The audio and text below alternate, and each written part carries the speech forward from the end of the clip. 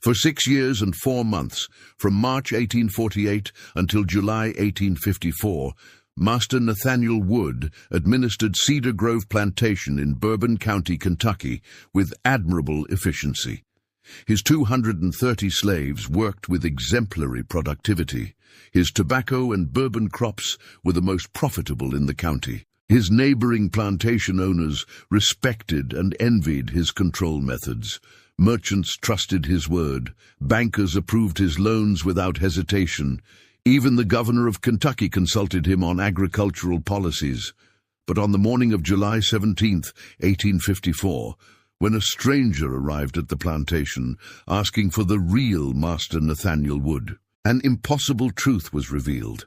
The white man who had governed Cedar Grove for over 6 years, who dined with senators, who bought and sold human beings, who whipped and punished and decided over lives and deaths. This man was not Nathaniel Wood.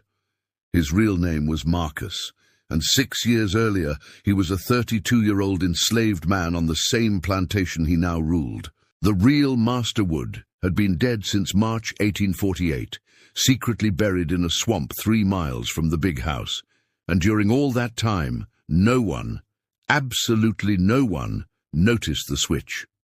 This is the true story of how an enslaved man switched places with his master, ruled one of Kentucky's largest plantations for over 6 years, secretly freed 147 people through the Underground Railroad, accumulated $15,000 in gold, and disappeared without a trace when his deception was finally discovered. It is a story of intelligence over force, patience over revenge, and how the American slavery system contained within itself the seed of its own destruction. Because if one enslaved man could deceive an entire society for 6 years, including other plantation owners, politicians, bankers, doctors, lawyers, and even the governor himself, then perhaps the supposed superiority of whites was nothing more than an illusion maintained only by violence. But this story begins not in 1848, when the switch happened, but 12 years earlier, in 1836, when a 20-year-old boy named Marcus arrived at Cedar Grove and began to observe, to study, to plan, and to wait for the perfect moment that would eventually come on a rainy March night, when Master Nathaniel Wood made the fatal mistake of riding alone near the swamp. Cedar Grove Plantation sprawled across 2,300 acres of prime Kentucky bluegrass country, 12 miles southeast of Paris in Bourbon County. The estate bordered the Stoner Creek to the west and extended east into rolling hills covered with burly tobacco fields that turned golden brown each autumn. 300 yards of white oak fencing marked the property boundaries. A limestone road wound through the main gate, past rows of slave quarters constructed from rough-hewn logs, through fields where 230 enslaved people toiled from dawn until dusk, and finally up to the big house, a 3-story Georgian mansion with 6 white columns, 12 rooms, and a reputation as one of the most profitable operations in central Kentucky. The year was 1836. Andrew Jackson was president. The Republic of Texas had just declared independence from Mexico. The Second Seminole War raged in Florida. In Kentucky, the economy thrived on 3 commodities: tobacco, bourbon whiskey, and human flesh. Bourbon County alone held over 8,000 enslaved people, their labor producing millions of pounds of tobacco annually and thousands of barrels of the amber whiskey that bore the county's name. Cedar Grove's master, Nathaniel Augustus Wood, was 34 years old, 6 feet tall, 170 pounds, with dark brown hair, gray eyes, and a thin mustache. He kept meticulously groomed. He had inherited the plantation from his father, Augustus Wood Sr., in 1832. Educated at Transylvania University in Lexington, Nathaniel spoke with the refined accent of Kentucky aristocracy. He wore tailored suits from Louisville, rode a thoroughbred stallion named Cavalier, and counted among his friends the state's most powerful men, judges, congressmen, fellow plantation owners whose combined wealth exceeded $2 million. But Nathaniel Wood possessed something his father had lacked: a systematic mind. He kept detailed ledgers of every transaction, every slave, every bushel of tobacco, every barrel of bourbon. He calculated profit margins to the penny. He studied agricultural journals from Virginia and the Carolinas. He experimented with crop rotation and soil enrichment. He modernized his tobacco-drying barns with better ventilation systems. He installed a new copper still for bourbon production that increased output by 40%. Within 4 years of inheriting Cedar Grove, he had doubled its value. He was also cruel with cold precision. Where his father had been erratic in punishment, sometimes merciful, sometimes explosively violent, Nathaniel implemented consistent brutality: 20 lashes for talking back, 50 for attempting to learn to read, 100 for trying to escape. He kept a whipping post near the quarters, visible from every cabin, a constant reminder. He employed 2 overseers, Thomas Crenshaw, a Kentucky-born professional who managed field operations, and James Whitlock, who supervised the big house staff and maintained order among the domestic slaves. Nathaniel's philosophy was simple: slaves were investments. Like horses or cattle, they required management to maximize return. He fed them adequately to maintain strength. He provided basic medical care to protect his property. He allowed 1 Sunday per month for rest and worship, but he crushed any hint of disobedience with mechanical efficiency. No hesitation, no second chances. The system worked because it was predictable. His slaves knew exactly where the boundaries lay and exactly what crossing them would cost. His wife, Constance Margaret Wood, née Pemberton, was 28 years old, blonde, blue-eyed, and the daughter of a Louisville banking family.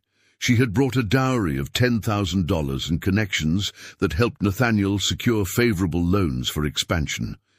She ran the household with similar efficiency to her husband's plantation management. Everything scheduled, everything in its place, everything spotless. She employed 12 house slaves, cooks, maids, a butler, laundresses, seamstresses. She was not kind, but neither was she needlessly cruel. She simply viewed enslaved people as animate furniture. They existed to serve. Their humanity never crossed her mind. The Woods had no children, a source of quiet tension in their marriage. Nathaniel had sired at least 5 children among the enslaved women, a fact Constance knew and pretended not to know. Such arrangements were common, expected even. What mattered was the legitimate heir that had not yet arrived. Into this world, in late August 1836, came a young man who would destroy it all. Marcus arrived at Cedar Grove on August 23, 1836, in a slave coffle of 12 people purchased by Nathaniel Wood from a trader in Lexington. The trader, a man named Coleman Briggs, had acquired Marcus at an estate auction in Fayette County after the death of an elderly widow who had owned him since his birth. Nathaniel paid $450 for Marcus, a significant sum that reflected both his youth and his unusual qualifications. Marcus was 20 years old, 5 feet 11 inches tall, 160 pounds of lean muscle. His skin was the color of dark honey. His eyes were hazel with flecks of gold that caught the light in unsettling ways. His features were angular, high cheekbones, strong jawline, straight nose. Had he been born white, he might have been called handsome. Born enslaved, he was simply called valuable. But Marcus's true value lay not in his strength but in his mind. The widow who had owned him, a woman named Henrietta Bradford, had been what was politely called eccentric and what was accurately called half-mad. Childless and lonely after her husband's death, she had done the unthinkable. She had taught Marcus to read, to write, to cipher numbers, to speak proper English without dialect. She had done this partly from loneliness. He was company for conversations about books and ideas, and partly from a rebellious streak against the society that had ignored her as an aging woman. For 15 years, from age 5 to 20, Marcus had lived not in quarters, but in the widow's house. He had read her library of 200 books. He had learned Latin and French from her old textbooks. He had studied history, philosophy, mathematics, literature. He had learned to mimic the speech patterns and mannerisms of educated whites. He had learned to move through white spaces with the confidence of someone who belonged there. When Henrietta Bradford died, her nephew discovered this arrangement and was horrified. He immediately sold Marcus, destroying any documentation of his education, spreading rumors that Marcus was uppity and dangerous. The slave trader Briggs, recognizing Marcus's unusual abilities, marketed him carefully, describing him as house-trained and well-spoken, without mentioning the depth of his learning. Nathaniel Wood bought Marcus, intending to use him as a butler, replacing his current butler, an aging man named Augustus, who was becoming forgetful. Marcus's education impressed Nathaniel, though it also unnerved him slightly. A slave who could read was a liability, but a slave who could read and chose to serve anyway.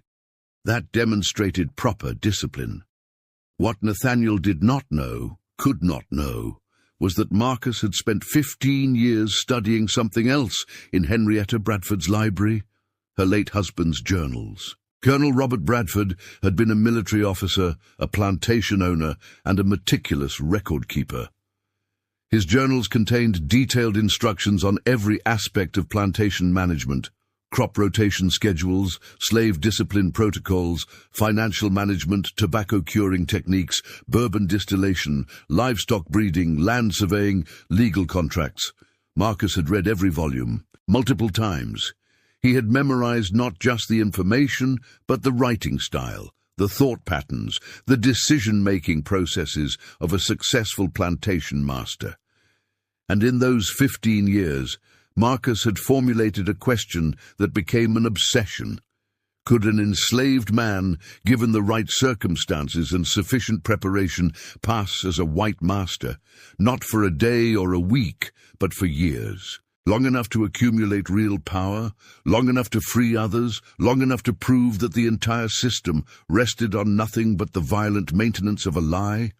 The answer, Marcus believed, was yes, if the replacement physically resembled the original, if he possessed the knowledge to manage the operation, if he could mimic the speech and manners convincingly, if he could maintain perfect composure under pressure, if he could be ruthless enough to play the role completely, then the switch was possible. All he needed was opportunity. Cedar Grove Plantation, Marcus realized within 2 weeks of arrival, offered everything he needed. Master Nathaniel Wood was exactly Marcus's height and build. Their facial structures were similar enough that with the right grooming, in the right lighting, at the right distance, they could pass for relatives. Nathaniel had no siblings, no parents, no close family beyond his wife. He was methodical and predictable in his habits. He kept excellent records that Marcus, as butler, would have access to. He traveled occasionally to Louisville and Lexington, creating opportunities for replacement, and most importantly, he trusted his own superiority so completely that he would never suspect what was being planned. For 12 years, Marcus waited and prepared. As Cedar Grove's butler, Marcus occupied a unique position in the plantation hierarchy. He managed the big house staff, he served meals, he handled correspondence. He organized Nathaniel's schedule. He dressed Nathaniel each morning and prepared his evening bath. He was present for private conversations, invisible in the way enslaved servants were invisible, present physically, but dismissed mentally. White people spoke freely around him, revealing their thoughts, their fears, their strategies, their weaknesses. Marcus studied Nathaniel Wood the way a portrait painter studies a subject. Every gesture, every phrase, every preference and prejudice. He memorized Nathaniel's walking gait, a slight favor of the right leg from an old riding injury. He noted how Nathaniel held his fork, European style, tines down. He observed which topics made Nathaniel animated and which made him dismissive. He learned that Nathaniel despised poetry, but loved agricultural science journals, that he drank bourbon every evening at 8 o'clock, that he quoted scripture to justify slavery but rarely attended church, that he feared appearing weak in front of other plantation owners more than he feared anything else. Marcus studied Constance Wood with equal attention. She was easier to decode. Her world consisted of social standing, household management, and maintaining the appearance of perfection. She cared nothing for politics or philosophy. She craved compliments, respected efficiency, and demanded absolute cleanliness. She had a particular way of tilting her head when listening to gossip. She preferred lavender sachets in her wardrobe. She hated the smell of tobacco, but tolerated it because it made them wealthy. Marcus studied the overseers. Crenshaw was a professional, brutal but not sadistic, effective but not creative. He followed orders precisely and asked no questions. Whitlock was more complicated, ambitious, insecure, always seeking Nathaniel's approval. Both men, Marcus noted, needed authority to function. Given clear instructions and reinforcement, they operated smoothly. Left uncertain, they became dangerous. Marcus studied the other enslaved people. He identified those who could be trusted and those who could not. He recognized fellow observers, people who watched and remembered, who understood more than they revealed. He made quiet alliances, shared small kindnesses, built a network without ever explicitly organizing one. And Marcus studied the business of Cedar Grove itself, how tobacco was planted, tended, harvested, cured, and sold, how bourbon was distilled, aged, and distributed, how the plantation's finances worked, what came in, what went out, where the vulnerabilities were. He read every document that passed through the big house, every contract, every ledger, every letter. He committed it all to memory. By 1840, Marcus could have managed Cedar Grove himself with greater efficiency than Nathaniel, but he continued to wait. The opportunity had to be perfect. Premature action would mean death. In 1842, Marcus began the final phase of preparation. He started speaking like Nathaniel when alone, practicing the accent, the cadence, the vocabulary. He walked like Nathaniel when no one was watching. He practiced Nathaniel's signature in the privacy of the quarters. On scraps of paper he immediately burned. He studied Nathaniel's handwriting until he could replicate it perfectly. The specific slant, the way certain letters connected, the pressure of the pen. He grew a mustache similar to Nathaniel's, though he kept it concealed through careful shaving. He experimented with small changes to his appearance that made him look more like Nathaniel. A different way of combing his hair, a particular posture, a specific facial expression. He began acquiring items he would need. A white shirt, stolen from the laundry over months of taking single buttons and fabric scraps, sewn together in secrecy. A pair of boots, lost during a trip to Lexington, actually hidden in the swamp. A suit jacket taken from clothing Nathaniel had donated to be repurposed. All of it concealed in a waterproof oilcloth bundle buried 3 miles from the big house, near a distinctive lightning-struck oak tree on the edge of the swamp. Marcus understood that the physical transformation would be easiest part. The truly difficult challenge would be the first few hours after the switch, the moment when people who knew Nathaniel well would see him and either accept the deception or recognize it. That moment would require perfect performance. One wrong word, one uncharacteristic gesture, and everything would collapse. So Marcus planned for every detail. He would make the switch during a period when Nathaniel was expected to be different somehow. Agitated, distracted, changed. He would use an event that provided cover for unusual behavior.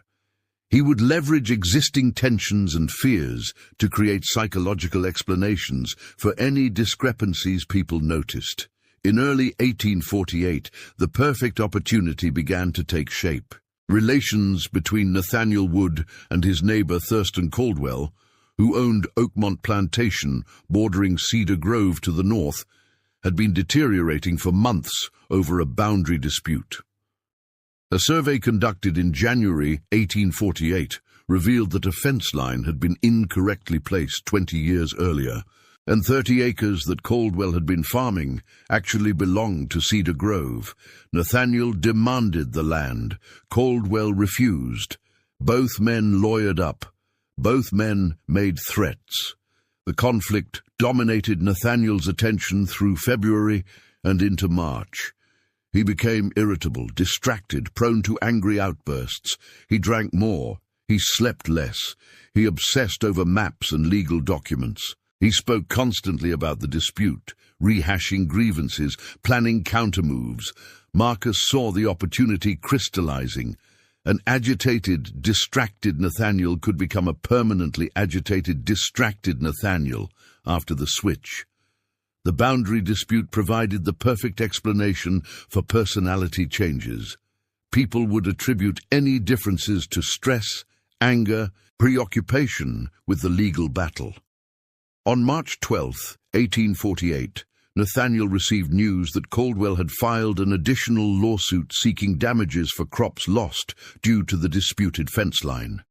Nathaniel exploded in fury. He spent the day stomping through the big house, cursing Caldwell, threatening violence, drinking bourbon before noon.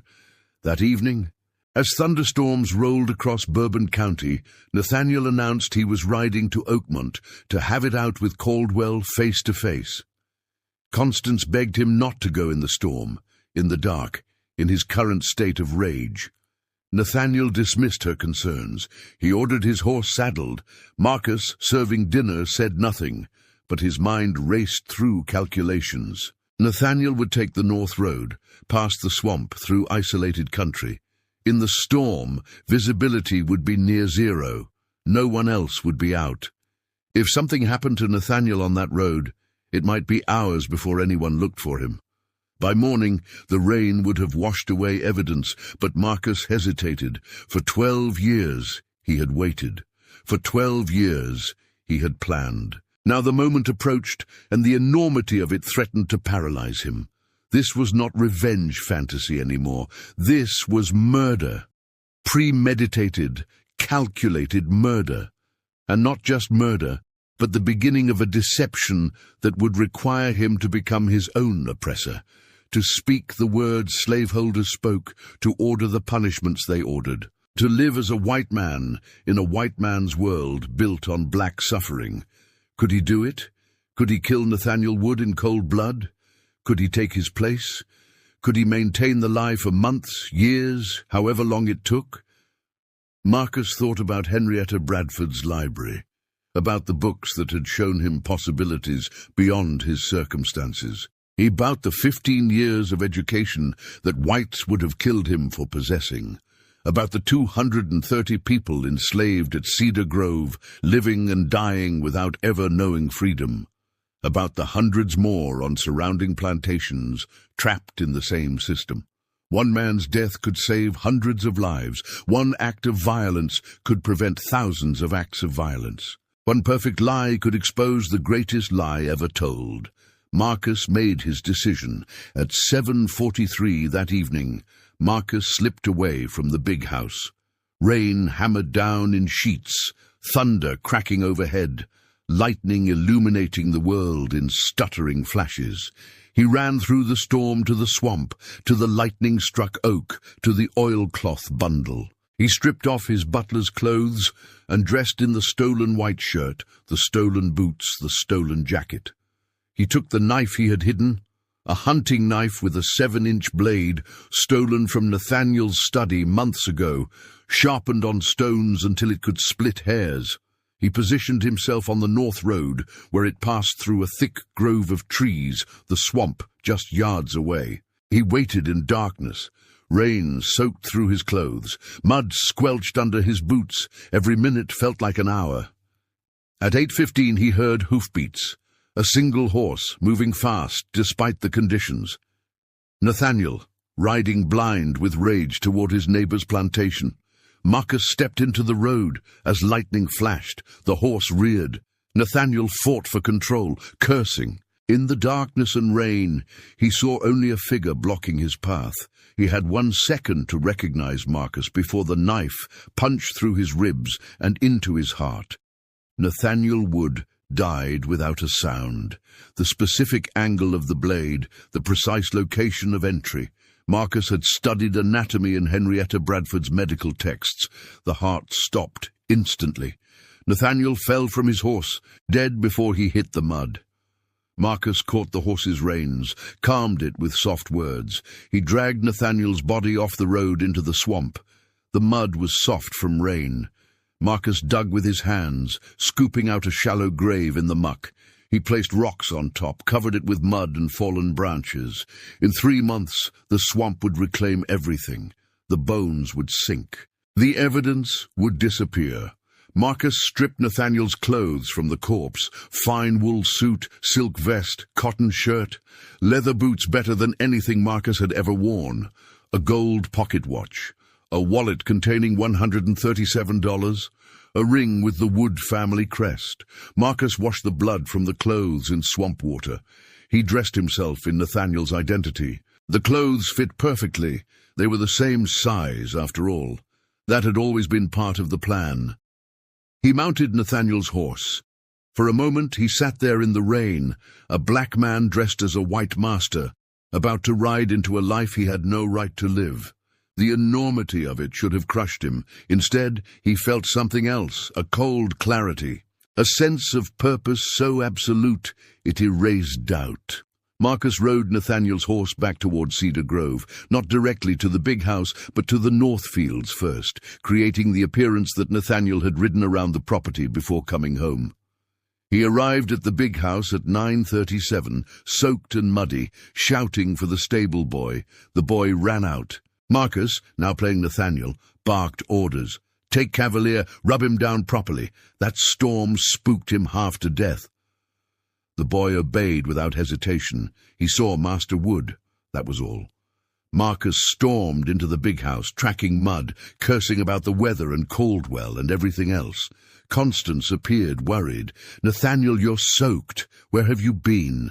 "Rode to cool my temper," Marcus said, mimicking Nathaniel's voice perfectly.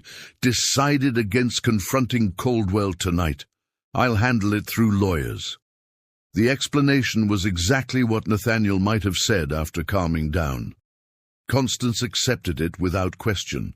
Marcus went upstairs to Nathaniel's chambers. He locked the door. He stripped off the wet clothes. He looked at himself in the full-length mirror, the same mirror Nathaniel had looked in that morning, never knowing it was his last day alive. Marcus saw himself clearly, a black man wearing a dead white man's face, a slave pretending to be a master, an impostor about to commit the greatest deception in Kentucky history. He had crossed the line. There was no going back. From this moment forward, he was Nathaniel Wood. He would speak as Nathaniel spoke, think as Nathaniel thought, act as Nathaniel acted. He would be the master of Cedar Grove Plantation. He would own 230 human beings. He would buy and sell and punish and control. And he would do it so perfectly that no one would ever suspect the truth. The first 48 hours tested Marcus in ways he had not fully anticipated. Performing Nathaniel's role in public was one challenge. Performing it with Constance in the privacy of their bedroom was another entirely. Constance expected her husband in her bed that night.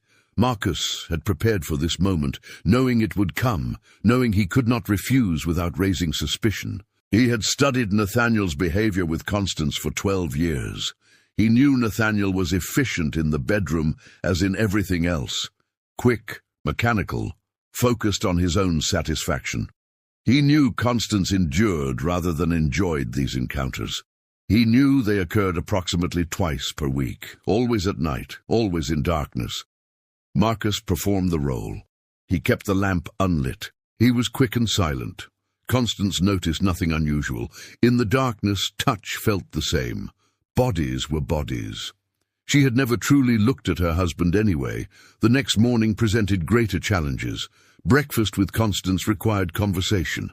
Marcus discussed the boundary dispute, the weather, plans for the coming week, all topics Nathaniel would have addressed. He ate as Nathaniel ate, quickly, reading the newspaper, barely acknowledging Constance's presence.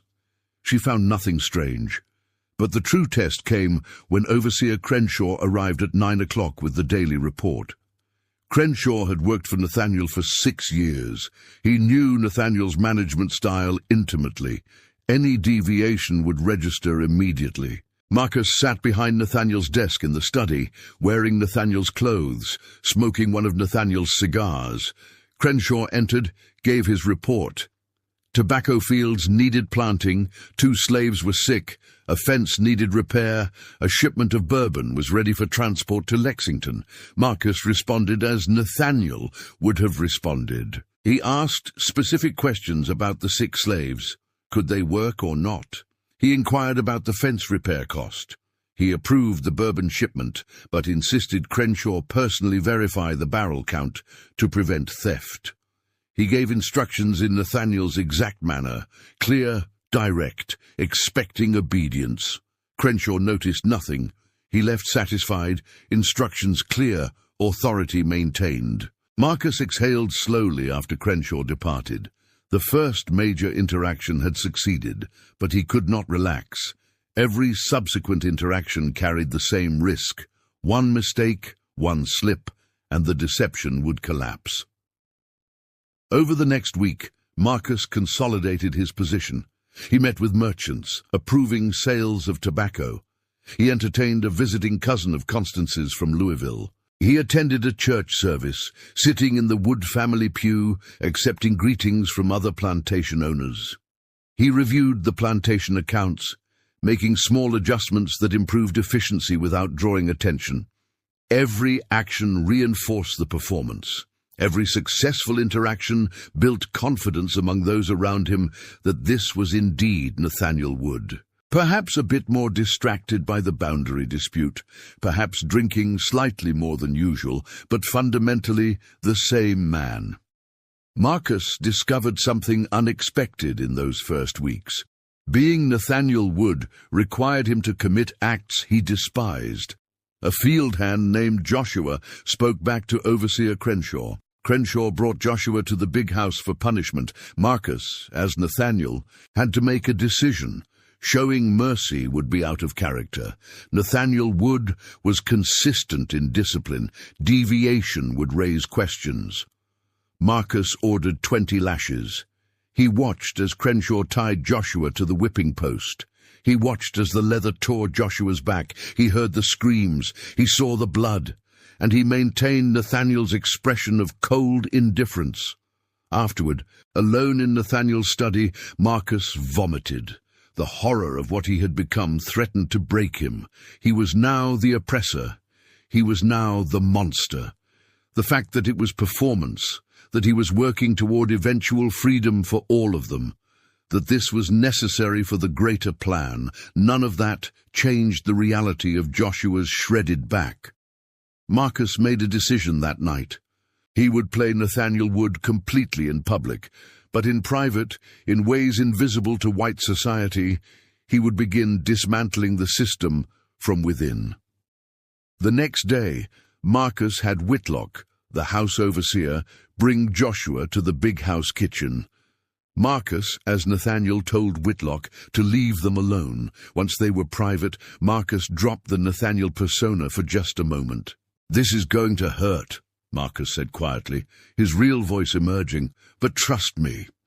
He applied a salve to Joshua's wounds, a mixture he had learned from the plantation's elderly healer, an enslaved woman named Grandmother Ruth, who knew every medicinal plant in Kentucky. The salve would prevent infection and speed healing. Joshua looked at him with confusion and something like fear. Masters did not tend to slaves' wounds personally. This was wrong, suspicious. "Master Wood," Joshua whispered. "Why?" "Quiet," Marcus said, resuming Nathaniel's voice. "You will tell no one about this. You will work as normal. You will heal. Understand?" Joshua nodded, still confused but obedient. Marcus established a pattern over the following months. In public, Before whites and before slaves, who might report unusual behavior, he was Nathaniel Wood completely. Cold, efficient, demanding. Occasionally cruel when necessary to maintain the role. But in private moments, a word here, a gesture there, a piece of extra food, a lighter assignment, a warning about Crenshaw's mood, he began building something else. Not trust, exactly. The enslaved people of Cedar Grove could not trust their master, but perhaps a sense that something had changed, that Master Wood, while still a master, was no longer quite as bad as he had been. Marcus understood he was walking a razor's edge. Too kind, and the white staff would notice. Too cruel, and he would become what he pretended to be. The balance required constant calibration. Meanwhile, he familiarized himself with every aspect of Cedar Grove's operation. The account books revealed that Nathaniel had been a shrewd businessman, but not a visionary. The plantation was profitable, but could be more so. Marcus began implementing small changes, adjusting crop rotation, negotiating better prices with buyers in Louisville, reducing unnecessary expenses. The boundary dispute with Thurston Caldwell provided perfect cover for Marcus's strategic evolution. He could claim any personality changes resulted from the stress of litigation. He used the dispute to avoid certain social obligations, dinner parties where extended conversation might expose inconsistencies. He claimed preoccupation with legal strategy when Constance noticed him being quieter than usual. 3 months into the deception, in June 1848, the boundary dispute was settled in Cedar Grove's favor. Marcus, as Nathaniel, won the 30 disputed acres and damages of $500. Caldwell was furious but legally defeated. Marcus used the victory to cement his position. He hosted a celebration, inviting neighboring plantation owners, showing magnanimity in victory, demonstrating that Nathaniel Wood remained a force in Bourbon County society. The party succeeded perfectly. No one questioned his identity. No one saw through the mask.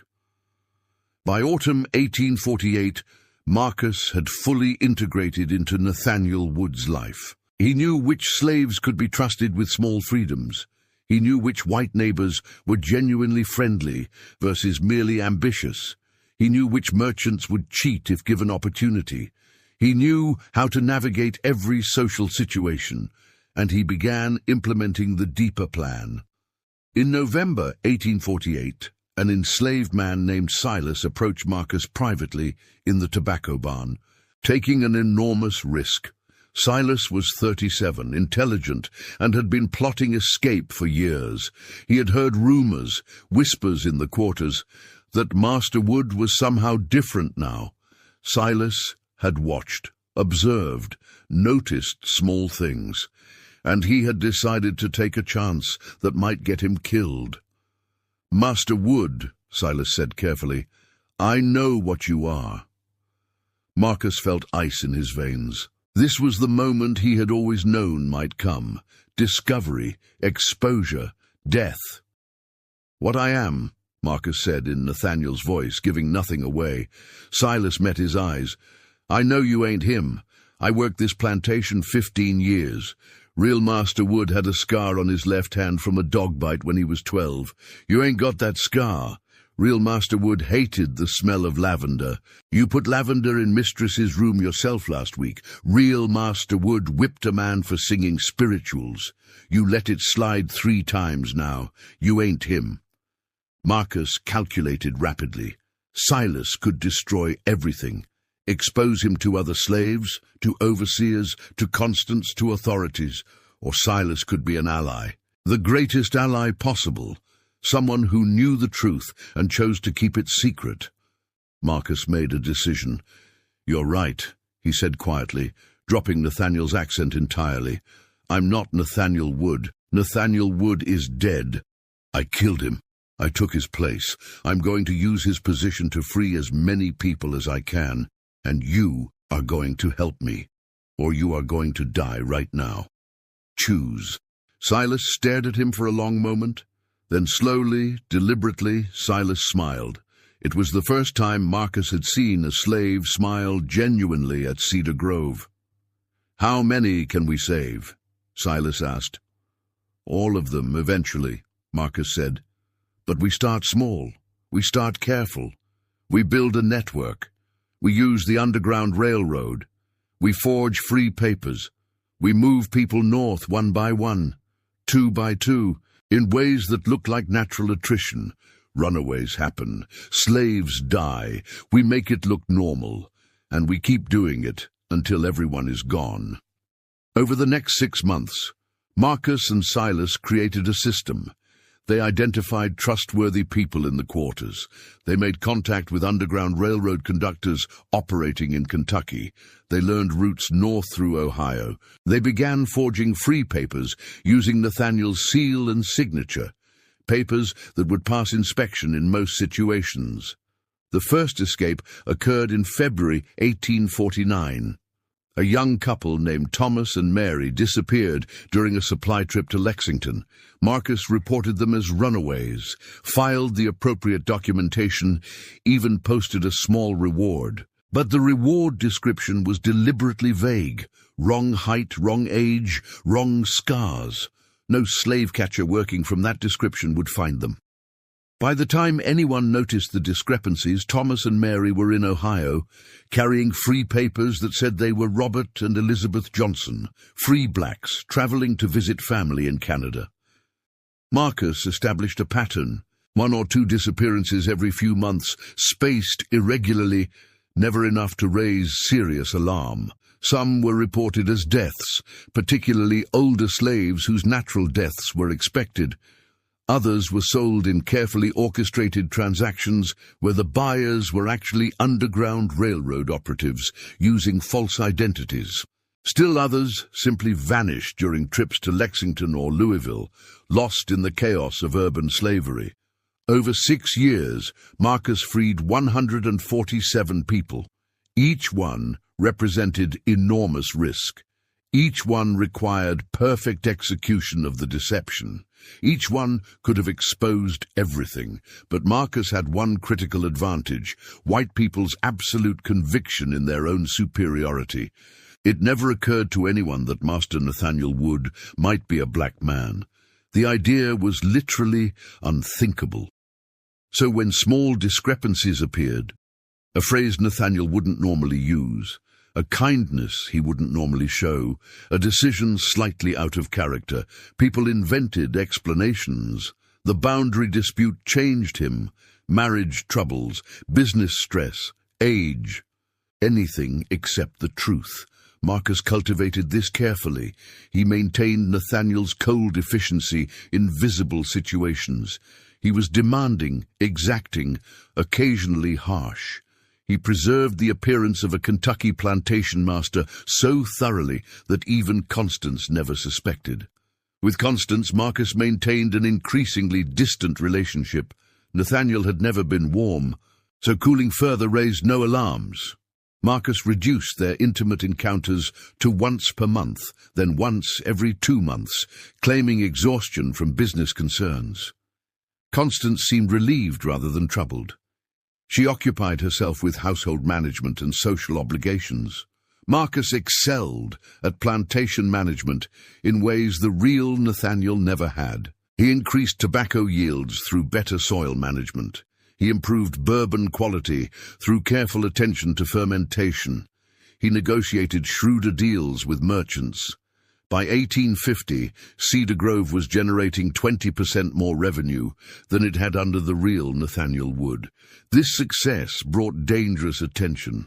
Other plantation owners sought Nathaniel's advice. Governor Crittenden invited him to Louisville to discuss agricultural policy. Marcus had to navigate these situations carefully, sharing enough knowledge to maintain credibility while avoiding conversations that might expose gaps in his understanding of Nathaniel's past.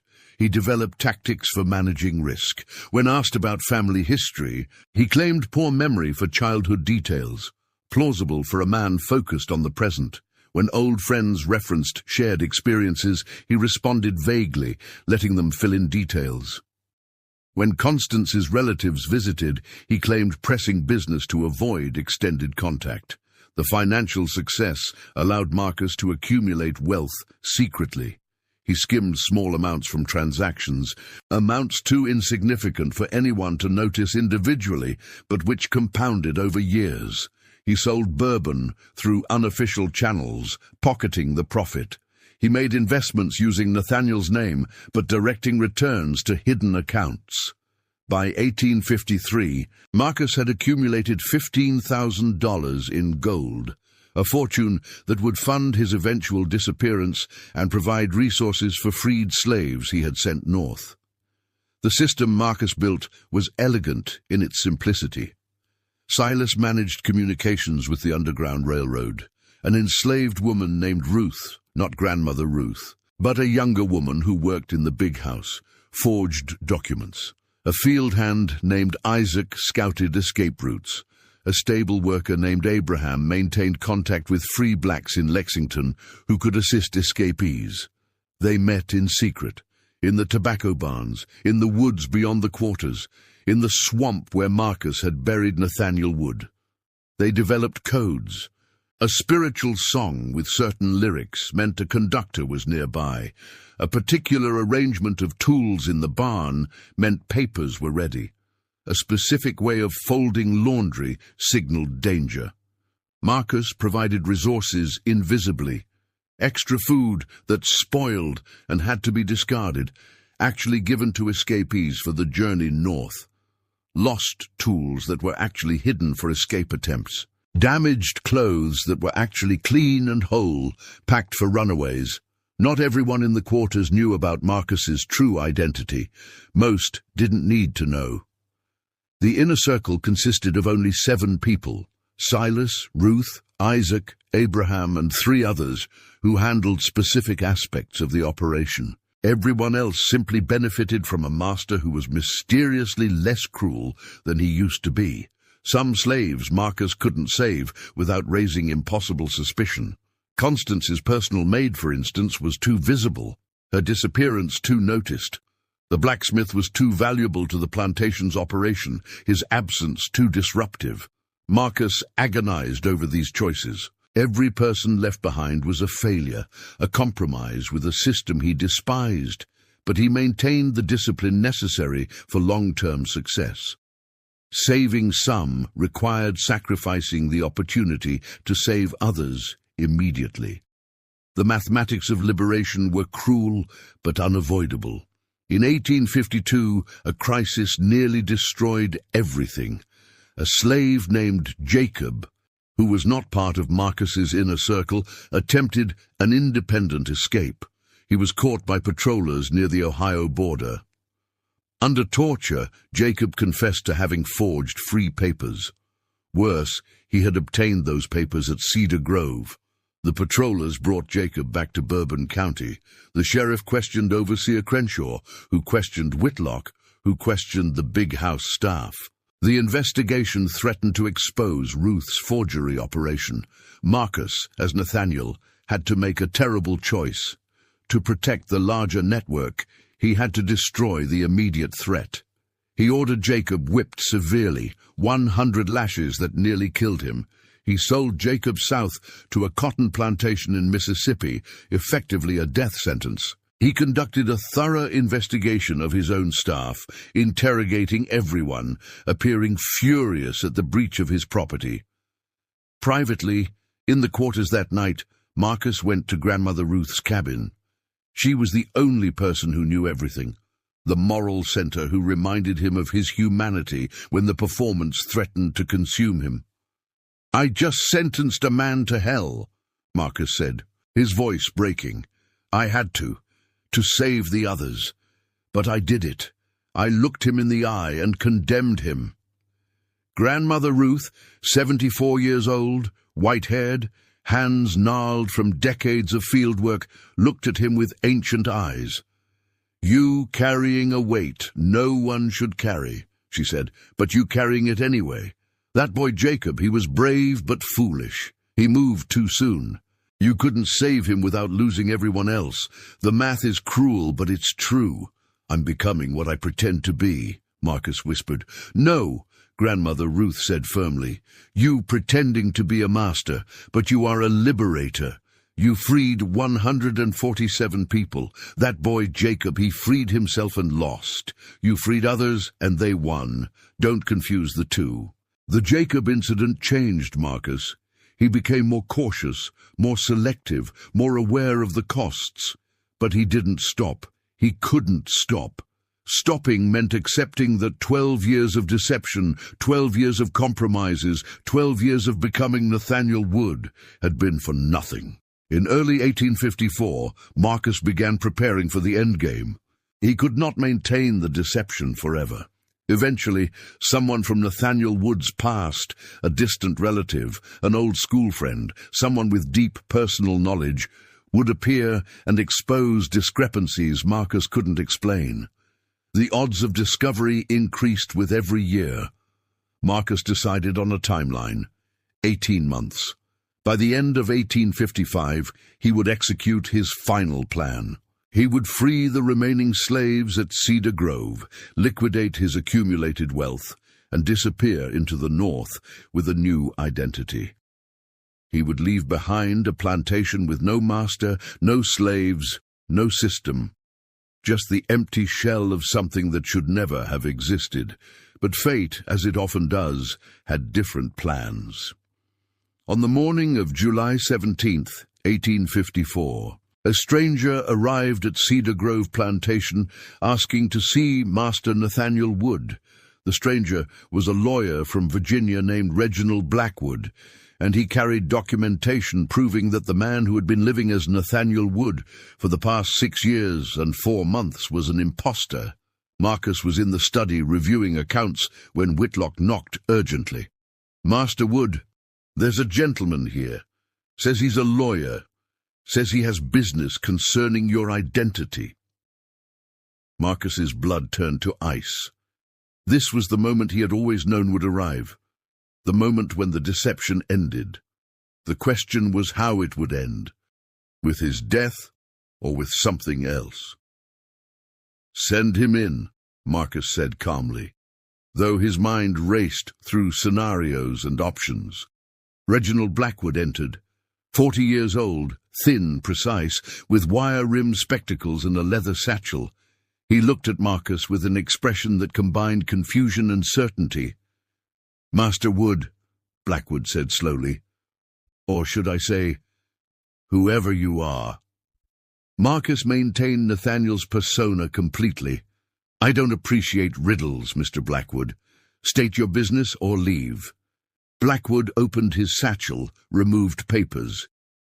"I represent the estate of Nathaniel Wood's maternal uncle, Edmund Pemberton, recently deceased in Richmond. Mr. Pemberton left a substantial inheritance to his nephew Nathaniel. As executor, I came to deliver the news personally, but there's a problem." Blackwood laid a daguerreotype on the desk. "This is Nathaniel Wood, photographed in Richmond in 1839 when he visited his uncle, and you, sir, are not him." Marcus looked at the daguerreotype. It showed a young Nathaniel Wood, 15 years earlier, in clear detail. The resemblance was strong. Same height, same build, similar features, but not identical. The real Nathaniel had slightly different eyes, a different nose shape, subtle differences that a photograph captured, but casual observation missed. Marcus calculated his options: deny everything and kill Blackwood. Possible, but the lawyer had likely left information about his destination. Flee immediately. Possible, but it would abandon everyone still enslaved at Cedar Grove. Confess and face execution. Unacceptable. Or option 4, negotiate. "Mr. Blackwood," Marcus said quietly, "close the door, lock it. Sit down, we need to have a very dangerous conversation." Blackwood hesitated, then complied. He sat across from Marcus, papers clutched defensively. "You're correct," Marcus said. "I am not Nathaniel Wood. Nathaniel Wood has been dead for 6 years. I killed him. I took his place. I have been living as him ever since." Blackwood's eyes widened. You're confessed to murder." "I have confessed to you," Marcus said, "not to authorities. What you do with that information will determine whether you leave this room alive." "Are you threatening me?" Blackwood asked, trying to sound brave and failing.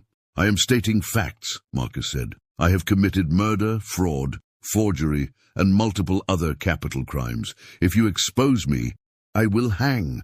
But before I hang, Mr. Blackwood, I will ensure you hang with me, because I have spent 6 years mastering Nathaniel Wood's affairs, and I know things.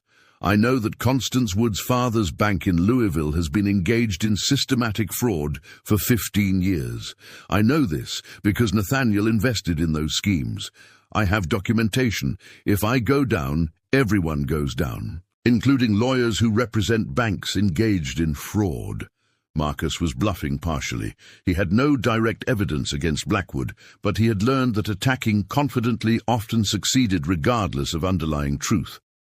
Blackwood paled. "What do you want?" "I want to know what you want," Marcus said. "You came here expecting to deliver an inheritance to Nathaniel Wood. You found someone else. The inheritance, how much?" $30,000, Blackwood said. Marcus's mind worked rapidly. $30,000. Combined with his own $15,000, that was $45,000, enough to fund something substantial.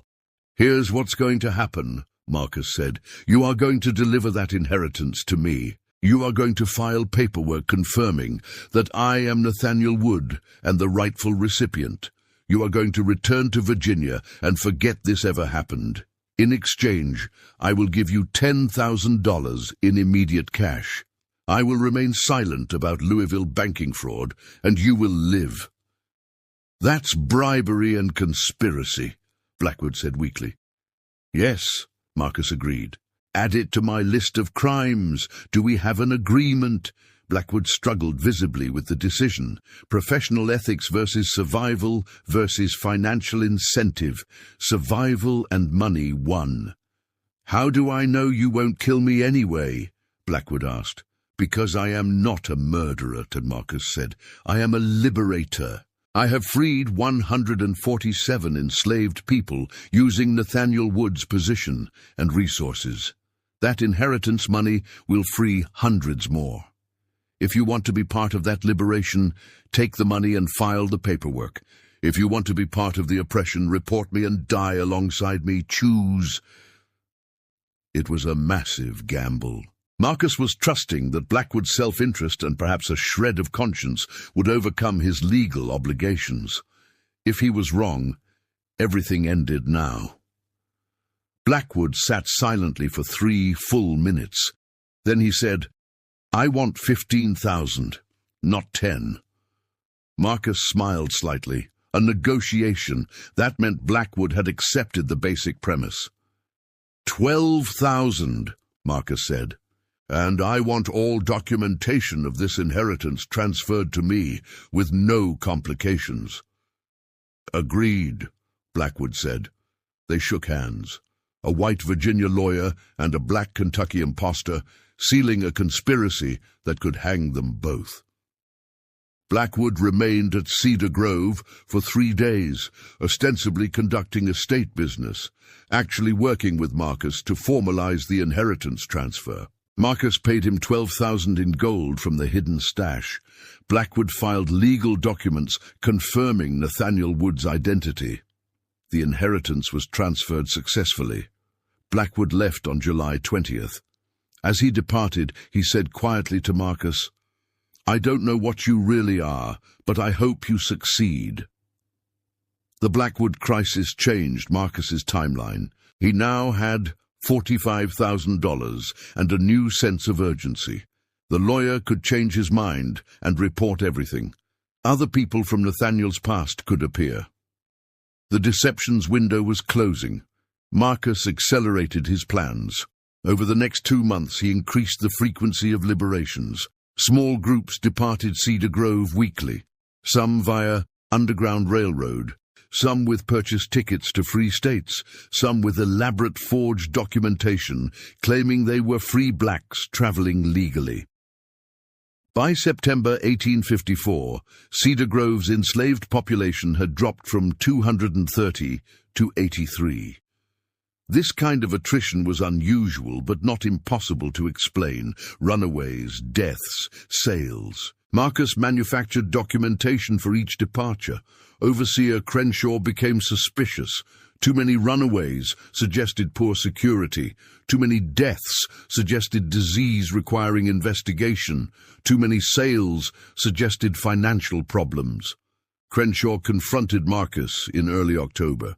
"Master Wood, we've lost nearly 2/3 of the workforce in 6 months. Either we have the worst luck in Kentucky, or something else is happening." Marcus knew this moment would come. He had prepared for it. "Mr. Crenshaw," Marcus said coldly, "are you suggesting incompetence on my part?" "No, sir," Crenshaw said quickly, "but I am suggesting we review security protocols." "Excellent idea," Marcus said.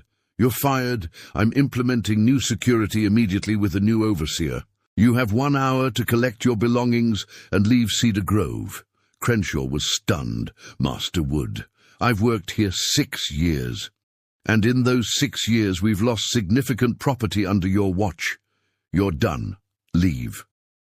Marcus had just eliminated the most knowledgeable employee, the man most likely to piece together the pattern. It was a risk. Firing a long-time overseer would raise questions, but it bought time. Marcus promoted a younger man, William Harris, to overseer. Harris was ambitious but inexperienced, grateful for the opportunity, unlikely to question decisions. Marcus gave him deliberately confusing instructions that kept him busy and unfocused.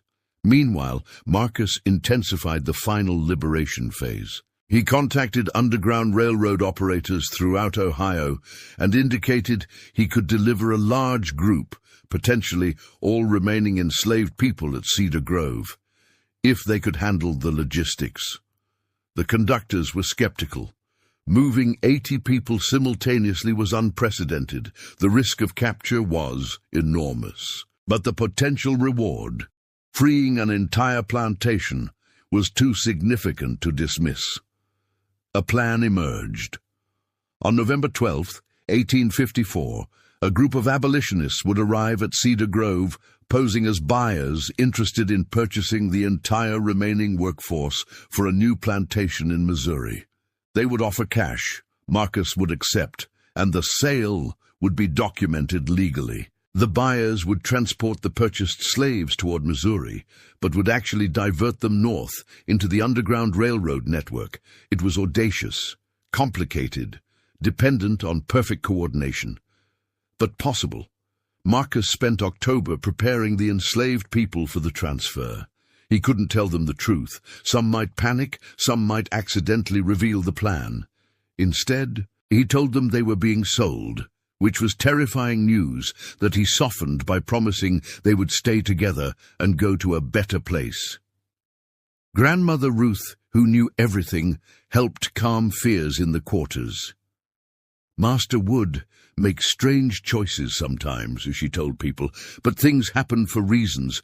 Trust in Providence." November 12th arrived. 4 white men presented themselves as representatives of the Missouri Valley Agricultural Company. They examined the slaves perfunctorily, asked minimal questions, and offered $35,000 for the entire group. Marcus, as Nathaniel, haggled briefly for show, then accepted $38,000. They signed contracts. Marcus provided documentation of ownership for each enslaved person. The buyers paid in cash and promissory notes. On November 13th, the 83 remaining enslaved people from Cedar Grove departed in wagons, supposedly heading west to Missouri. They actually headed northeast toward the Ohio River. Marcus watched them go. He had freed everyone. Every single person enslaved at Cedar Grove when he took over, plus the 147 sent north earlier, were now gone. The plantation was empty of slaves for the first time in 50 years. Constance was devastated. "Nathaniel, what have you done?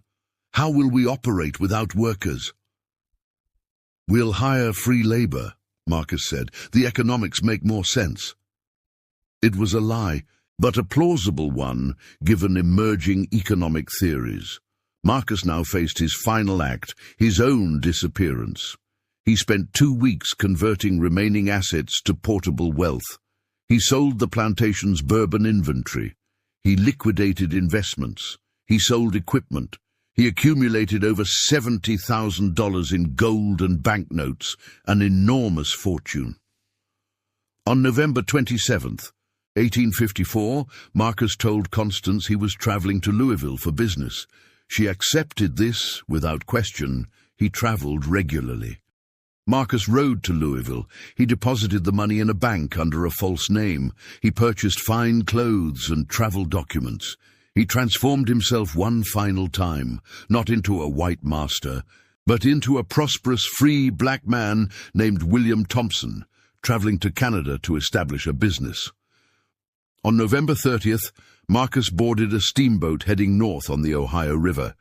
As the boat pulled away from the dock, he looked back at Kentucky one last time. He was leaving behind Nathaniel Wood's identity, Nathaniel Wood's wealth, Nathaniel Wood's life. He was leaving behind the plantation he had ruled for 6 years, the wife he had deceived, the society he had infiltrated, the system he had exploited and undermined. He felt no triumph, only exhaustion. The weight of what he had done, the murders he had committed, the lies he had told, the role he had played, would haunt him forever. He had become a master to destroy masters. He had become an oppressor to liberate the oppressed. The contradictions would never resolve, but 230 people were free. That was the only truth that mattered. The boat carried him north toward Canada, toward a new life, toward a future where he could perhaps find redemption, or at least peace. Behind him, chaos descended on Cedar Grove.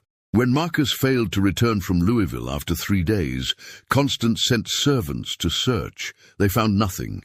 She contacted authorities. They investigated and discovered the plantation had been systematically stripped of assets. The slaves were gone. The money was gone. Nathaniel Wood was gone. The scandal exploded across Kentucky. How could an entire plantation's workforce disappear? How could millions of dollars vanish? Where was Nathaniel Wood? Theories proliferated. Some said Wood had gone mad. Others suggested financial ruin drove him to desperate measures. Some whispered about abolitionist conspiracies. No one, absolutely no one, suggested the truth, that Nathaniel Wood had been dead for 6 years and an enslaved man had taken his place. In December 1854, Constance Wood filed for divorce on grounds of abandonment. She returned to her family in Louisville, humiliated and impoverished.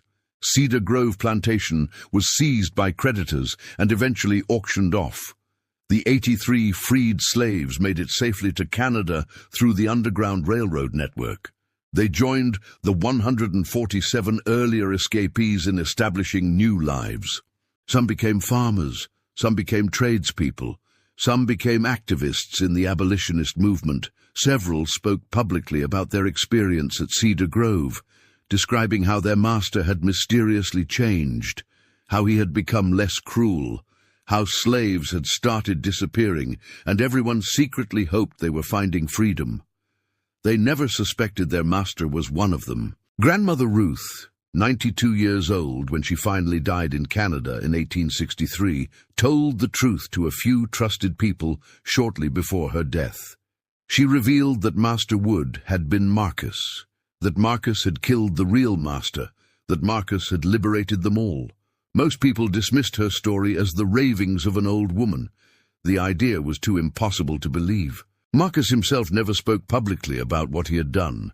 He lived in Montreal under the name William Thompson, working as a teacher and a conductor for the Underground Railroad. He helped hundreds more escape to freedom using the money he had accumulated. He married, had children, and died in 1887 at the age of 71. In his final months, dying of pneumonia, Marcus wrote a memoir. He documented everything: the murder, the deception, the years as Nathaniel Wood, the liberation, the escape. He wrote it as a confession and a testament. He sealed it with instructions that it be opened 50 years after his death. The memoir was discovered in 1937. By then, slavery had been abolished for 72 years. The Civil War was history. Jim Crow dominated the South. The world Marcus had known was gone. Historians debated the memoir's authenticity. Some claimed it was fabricated, others argued the details were too specific to be invention. The truth was never definitively established. But in African American communities, particularly among descendants of those freed from Cedar Grove, the story was accepted as truth. Marcus became a legend, the man who infiltrated the master's world and destroyed it from within. The slave who became a master to liberate slaves. The killer who became a savior. The moral complexity of Marcus's story defied easy categorization. He was a murderer. He was a liberator. He was a deceiver. He was a hero. He committed terrible acts in service of justice. He became the oppressor to defeat oppression. He sacrificed his humanity to preserve others' humanity. What does his story teach us? Perhaps this, that systems of oppression contain within themselves the seeds of their own destruction, that the supposed superiority of oppressors is maintained only by violence and lies, that when those lies are exposed, when the violence is turned against the oppressors, the entire system can collapse. Marcus proved that a black man could do everything a white master could do: manage a plantation, navigate society, command authority, and do it better. He proved that race was a fiction maintained by force. He proved that liberation required not just physical freedom, but the destruction of the psychological structures that made oppression possible. His story also reveals the terrible costs of resistance.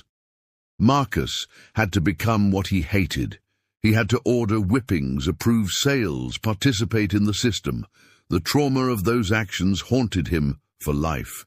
Liberation, his story suggests, requires sacrifices that can never fully be justified but might be necessary anyway. For those who were freed by Marcus's actions, the moral complexity mattered less than the practical result. They were alive, they were free, they could build families and futures. Whatever Marcus had done, whatever he had become, he had given them that possibility. And perhaps that is the ultimate measure of his actions. Not whether they were morally pure, they weren't. Not whether they were justified, that's unanswerable. But whether they expanded freedom, whether they reduced suffering, whether they proved that the supposedly immutable structures of oppression could be dismantled by intelligence and courage and ruthless commitment. Marcus's story remains relevant today because the structures he fought against persist in different forms. The lie of racial superiority, though legally defeated, continues in systemic racism, mass incarceration, economic inequality, police violence. The mechanisms of oppression have evolved, but the fundamental logic remains: maintain hierarchy through violence and psychological domination. Modern resistance requires different tactics. We are not enslaved the way Marcus was enslaved. Our options for resistance are broader.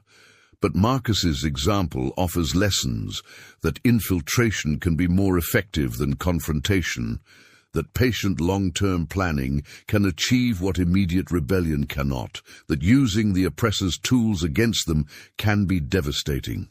His story also reminds us that liberation is never clean. It requires compromises, sacrifices, moral complexities that cannot be resolved. The fantasy of pure resistance, of fighting oppression without becoming contaminated by it, is just that, a fantasy. Real resistance happens in the mud, in the moral gray zones, in the spaces where necessary and justifiable blur together. Marcus lived in that gray zone for 6 years. He killed, he lied, he whipped, he betrayed, and he freed 230 people. Both truths must be held simultaneously. Neither cancels the other. His story ends not with triumph, but with quiet survival. He didn't become a celebrated hero. He didn't lead armies or deliver speeches. He simply lived, taught children, helped others escape, and died peacefully in bed having freed hundreds. Perhaps that is the most revolutionary aspect of his story, that he survived. That he won not through spectacular sacrifice, but through cunning endurance. That he lived long enough to see his own children born free.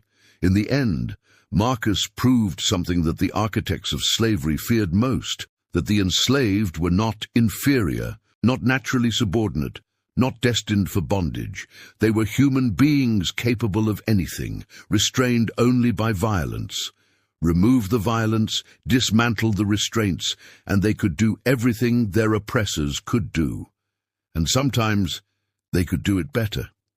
The plantation system depended on the fiction that black people needed white oversight to function. Marcus demolished that fiction. For 6 years, he was the white oversight, and the plantation ran better than ever. The fiction was exposed. The system was revealed as nothing more than organized theft maintained by organized violence.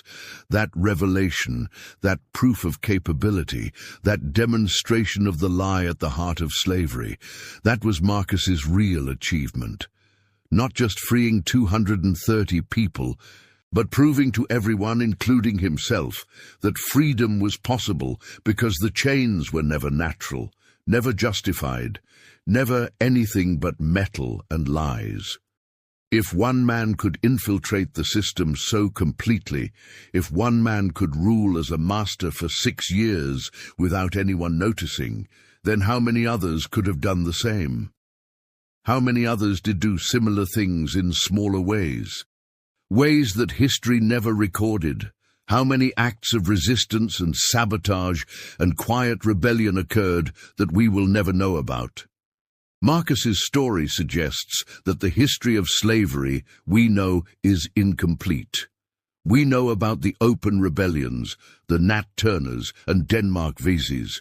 But what about the silent infiltrators, the secret saboteurs, the ones who fought by deception rather than force? How many other Marcuses were there? We will never know, but his story proves they were possible, and if they were possible then, in the most oppressive system America ever created, then resistance is always possible, liberation is always possible, freedom is always possible. Not easy, not clean, not without costs, but possible. That is Marcus's legacy. Not just the people he freed, but the proof that freedom could be seized by intelligence and courage and ruthless commitment to justice. He was not a saint. He was a murderer and a liberator. He was not a hero. He was a survivor and a revolutionary. He was not morally pure. He was effectually devastating. And he won. For 6 years and 4 months, he ruled a Kentucky plantation, freed 230 people, accumulated a fortune, and disappeared into history, leaving behind only questions and legends, and the inescapable fact that for 6 years no one knew. They never noticed. That was his greatest weapon. Their blindness, their arrogance, their absolute conviction that a black man could never be their equal, let alone their superior. Marcus used that blindness against them. He became invisible by becoming them, and in becoming them, he destroyed them. That is the story of Nathaniel Wood, who was not Nathaniel Wood, the master who was a slave, the murderer who was a liberator, the man who proved that the greatest prison is the belief that escape is impossible. He proved escape was possible. He proved the walls were fiction. He proved that with intelligence and patience and courage, any system can be infiltrated, any prison can be opened, any chain can be broken. And that truth, once known, can never be unknown. That is why his story matters. That is why it endures. That is why, 170 years later, we tell it still, because the fight continues. The chains look different now, but they remain. The prisons have evolved, but they endure. The lies about who deserves freedom and who deserves subordination persist in new forms, and we need to remember Marcus, not to worship him, not to excuse his violence, but to remember that resistance is possible, that infiltration can work, that patience can prevail, that intelligence defeats force, that the oppressed are not powerless. Marcus was one man against a system designed to crush him, and he won.